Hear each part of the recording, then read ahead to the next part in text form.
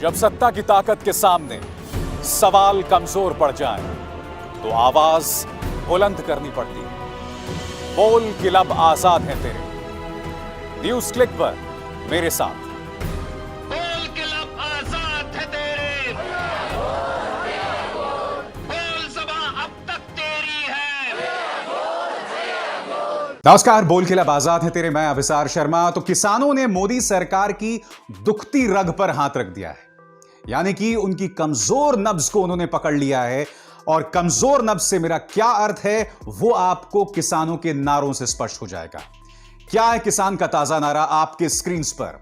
सरकार की असली मजबूरी, अडानी अंबानी जमाखोरी। जी हां, कल जब प्रेस कॉन्फ्रेंस की किसानों ने, तो इस प्रेस कॉन्फ्रेंस में खास बात उभर कर आई। उसमें यह बात उभर कर आई कि ये तीन चेहरे जो आपके स्क्रीन पर हैं, अडानी, मुकेश अंबानी और रिलायंस के अनिल अंबानी, किसान अब इन उद्योगपतियों पर हमला करेंगे और उसके जरिए प्रधानमंत्री नरेंद्र मोदी पर हमला किया जाएगा। क्योंकि आप जानते हैं कि राहुल गांधी पहले ही मोदी सरकार को सूबूट की सरकार कह चुके हैं, जिसको लेकर पहले ही प्रधानमंत्री नरेंद्र मोदी बहुत ही रक्षात्मक मुद्रा में थे। तो अब किसानों ने सरकार की कमजोर नब्ज पकड़ी है। मगर जो आज मैं आपको बतलाने वाला हूं वो ये कि इसके मायने क्या है, नंबर एक। नंबर दो, अब से ही भारतीय जनता पार्टी ने एक बहुत ही जहरीला और न्यूनतम प्रोपेगेंडा किसानों के खिलाफ शुरू कर दिया है। और वो समझने के लिए आपको स्क्रीन पर देखना होगा इस शख्स को। यह है केंद्रीय मंत्री राव साहेब दानवे। इन्होंने बुधवार को क्या बयान दिया वो गौर करने लायक है। आपके स्क्रीन पर केंद्रीय मंत्री राव साहेब दानवे ने बुधवार को दावा किया कि 3 नए कृषि कानूनों को वापस लिए जाने की मांग को लेकर जारी किसान विरोध प्रदर्शनों के पीछे चीन और पाकिस्तान का हाथ है। यानी कि भारतीय जनता पार्टी ने अपने उसी चिर परिचित तुरुप के पत्ते को फेंक दिया है, चीन और पाकिस्तान। यानी कि किसानों को बदनाम करने का एक नया शिगुफा औपचारिक तौर पर, क्योंकि ये शख्स जो हैं वो मंत्री हैं, केंद्र सरकार में मंत्री हैं और वो इस तरह की बातें कह रहे हैं। इसके अलावा इन्होंने क्या किया, इस पर गौर कीजिएगा। उन्होंने यह भी आरोप लगाया कि संशोधित नागरिकता अधिनियम CAA और NRC को लेकर पहले मुसलमानों को गुमराह किया गया था, लेकिन यह प्रयास सफल नहीं हुए। उन्होंने कहा कि अब किसानों को बताया जा रहा है कि नए कानूनों के कारण उन्हें नुकसान होगा। दानवे ने महाराष्ट्र के जालना जिले के बदनापुर तालुका में कोल्टे तकली स्थित एक स्वास्थ्य केंद्र के उद्घाटन के दौरान यह बात कही। यानी कि किसान गुमराह, मुसलमान गुमराह। और आप जानते हैं ये इस सरकार का एक चिरपरिचित अंदाज रहा है। आपके स्क्रीन पर त्वरित अंदाज में आपको बतलाऊंगा कि हर कोई गुमराह है जो कि बीजेपी के खिलाफ जो है स्टैंड लेता है। मसलन जब नोटबंदी को लेकर बात आई थी, जिसके चलते पूरे देश की अर्थव्यवस्था की ऐसी तैसी हो गई, उसको लेकर क्या कहा था प्रधानमंत्री ने कि विपक्ष जो है वो लोगों को गुमराह कर रहा है। GST को लेकर आपके स्क्रीन पर विपक्ष जो है लोगों को गुमराह कर रहा है। नागरिकता बिल पर, CAA पर, यहां पर गुमराह किया जा रहा है मुसलमानों को। बात यहां नहीं रुकती। और 1 रैंक 1 पेंशन पर विपक्ष सेना को गुमराह कर रहा है। अरे भाई, पूरा प्रोपेगेंडा तंत्र आपके साथ है, बावजूद इसके किसान गुमराह हो रहा है। 24 घंटे न्यूज चैनल्स में विपक्ष को गाली दी जाती है, उन्हें एंटी नेशनल बताया जाता है, और आप जो हैं राष्ट्रवादी हैं।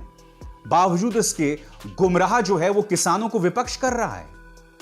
इसका मतलब मीडिया ने जो आपको इतने बड़े आसमान तक पहुंचा दिया, इस तमाम मेहनत के बावजूद, इस सुपारी के बावजूद किसानों पर को आप पर एतबार नहीं है। इसका मतलब यह हुआ कि आपके कामकाज में कहीं ना कहीं कमी है।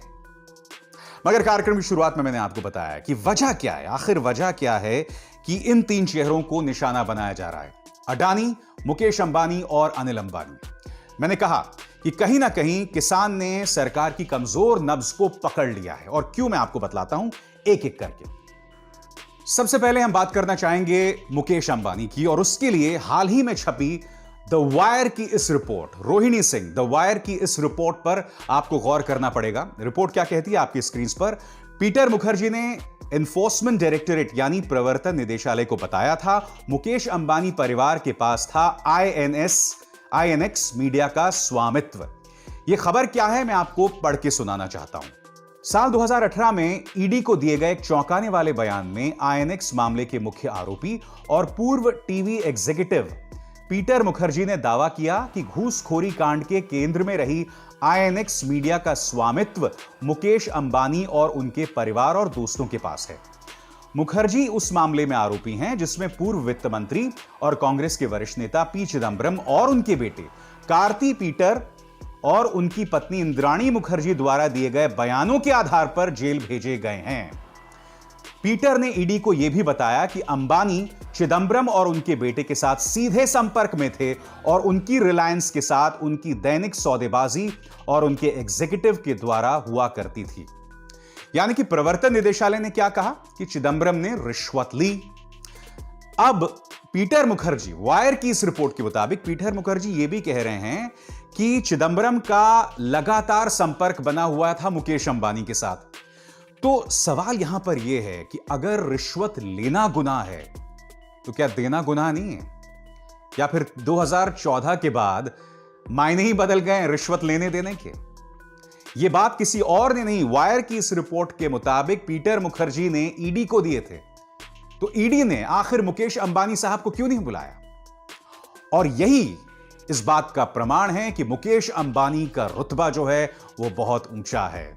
और यही नहीं, साल 2019 की फोर्ब्स की रिपोर्ट आपके स्क्रीन पर दोस्तों।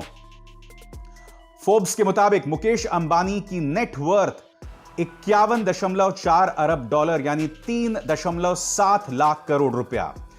दूसरे स्थान पर गौतम अडानी, जिनकी संपत्ति की कीमत है 15.7 अरब। और क्या आप जानते हैं कि फोर्ब्स की रिपोर्ट यह भी बता रही थी कि इन दोनों की जो नेट वर्थ है, यानी कि ये पिछले 5 सालों में इनकी जो संपत्ति है वो दुगनी हो गई है।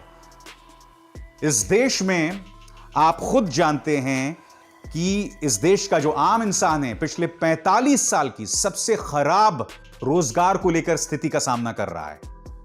बेरोजगारी को लेकर 45 साल में सबसे खराब हालात हैं। यही नहीं, एक रिपोर्ट यह भी आई थी कि पिछले 45 सालों में जो गरीब है, गांव का रहने वाला, वो जरूरी चीजों पर कम खर्चा कर रहा है, सबसे कम खर्चा कर रहा है। मगर मुकेश अंबानी साहब हों या गौतम अडानी साहब हों, इन दोनों की जो आय है या जो उनकी संपत्ति है वो लगातार बढ़ रही है। किसान इस बात को देख रहा है। अब गौर किया जाए गौतम अडानी पर। अडानी साहब की बात पर गौर करने के लिए आपको रुख करना पड़ेगा इकोनॉमिक टाइम्स की इस रिपोर्ट पे।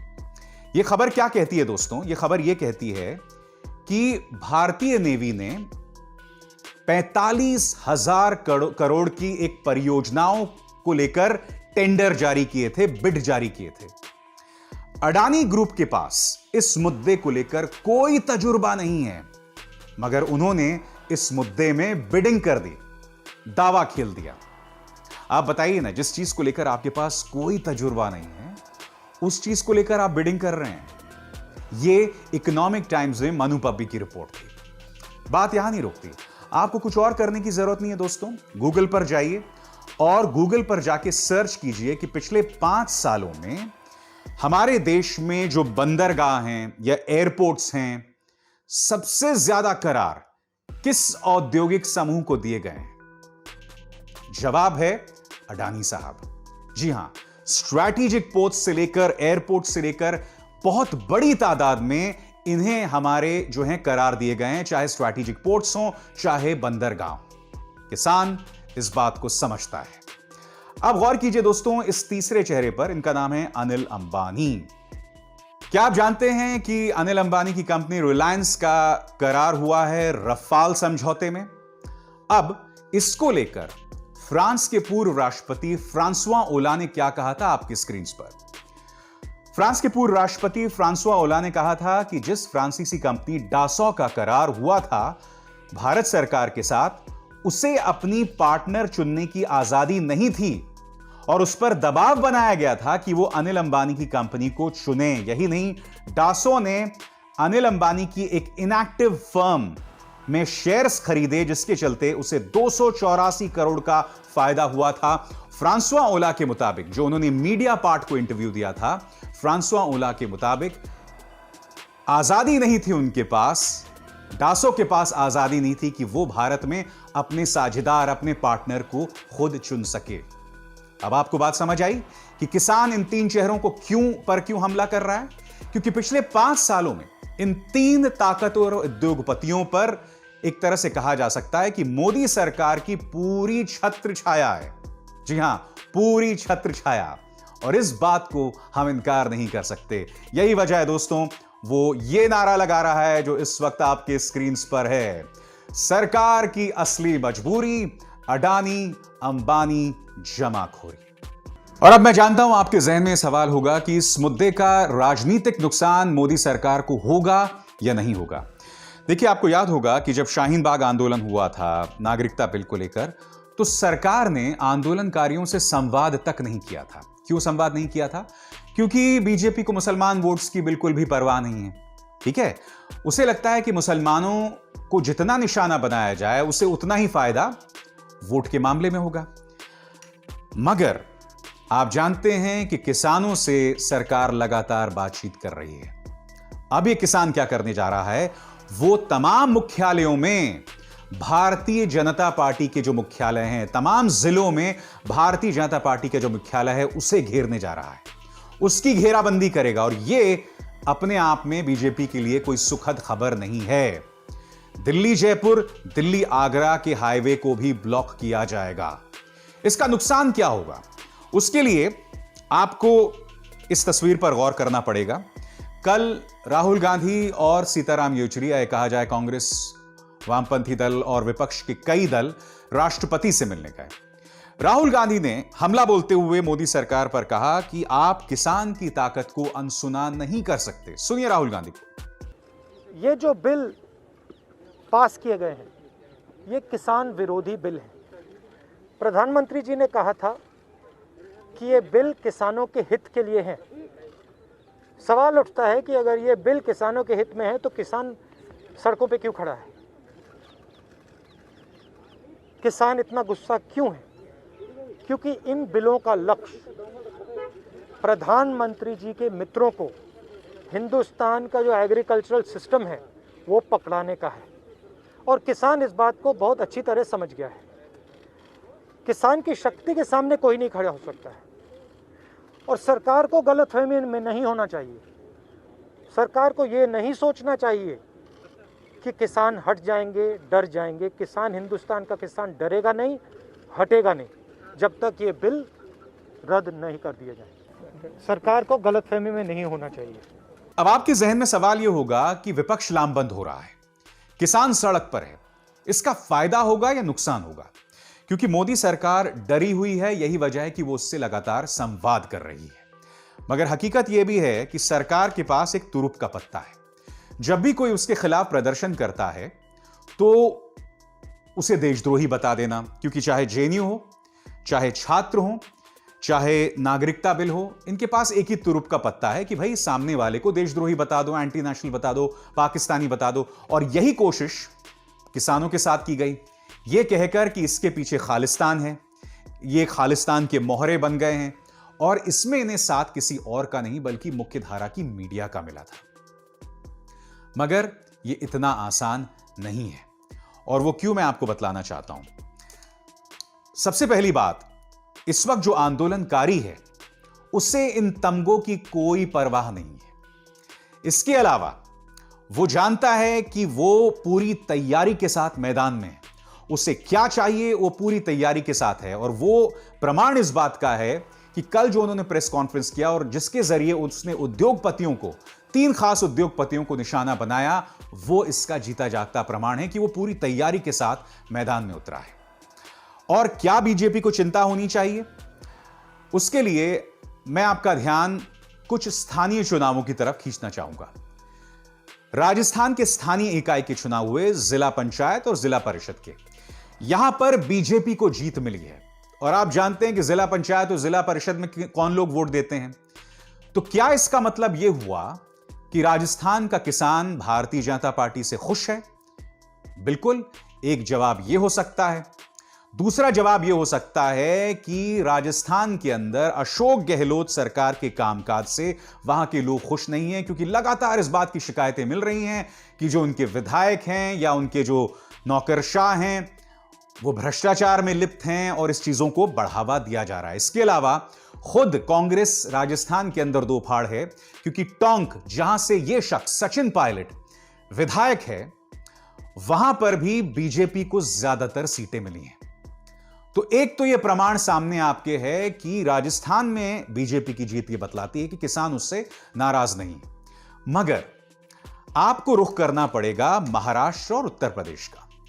बनारस में जब विधान परिषद के चुनाव होते हैं तो यहां पर बीजेपी को हार का सामना करना पड़ता है। बनारस जो कि प्रधानमंत्री नरेंद्र मोदी की लोकसभा कंस्टिट्यूएंसी है, तो यह क्या जतलाता है।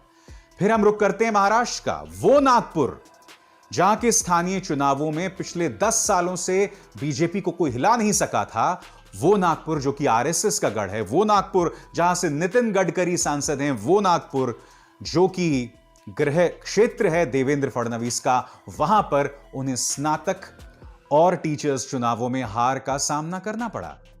जी हां, 6 में से 5 सीटें जो हैं वो अघाड़ी यानी कि जो गठबंधन है इस वक्त उन्हें मिली। यह क्या बतलाता है। तो ये तमाम अपने आप में प्रमाण हैं कि इस वक्त हम इस नतीजे पर नहीं पहुंच सकते कि इसका फायदा या नुकसान मोदी सरकार को मिलेगा या नहीं मिलेगा। यही नहीं, जैसे मैंने कहा ना, यह सरकार किसी भी हद तक जा सकती है वोट हासिल करने के लिए, और इसकी कोशिश भी इन्होंने की किसान आंदोलन से पहले उन्हें बदनाम करके, मगर वो शिगुफा काम नहीं आया। और यही वजह है कि इन्हें इस मुद्दे पर संवाद का रास्ता अपनाना पड़ा। मगर चूंकि तमाम स्रोत, तमाम ताकत इस सरकार के हाथ में है, अब देखना है ये कि आने वाले दिनों में पूरा जो रुख है, पूरा जो राजनीतिक घटनाक्रम है, वो किस ओर बढ़ता है। तो बोल के लब आजाद हैं तेरे में बस इतना ही। मेरी आप सबसे अपील कि मेरे इस कार्यक्रम को ज्यादा से ज्यादा लोगों तक पहुंचाएं, इसे लाइक करें, शेयर करें, व्हाट्सएप और एसएमएस के जरिए अपने दोस्तों के साथ साझा करें, ताकि जो जानकारी हम आपको दे रहे हैं, जो पूरी तरह से तथ्यों पर आधारित हैं, हम गोदी और पालतू मीडिया के प्रोपेगेंडा को धराशायी कर सकें। अभिसार शर्मा को दीजिए इजाजत।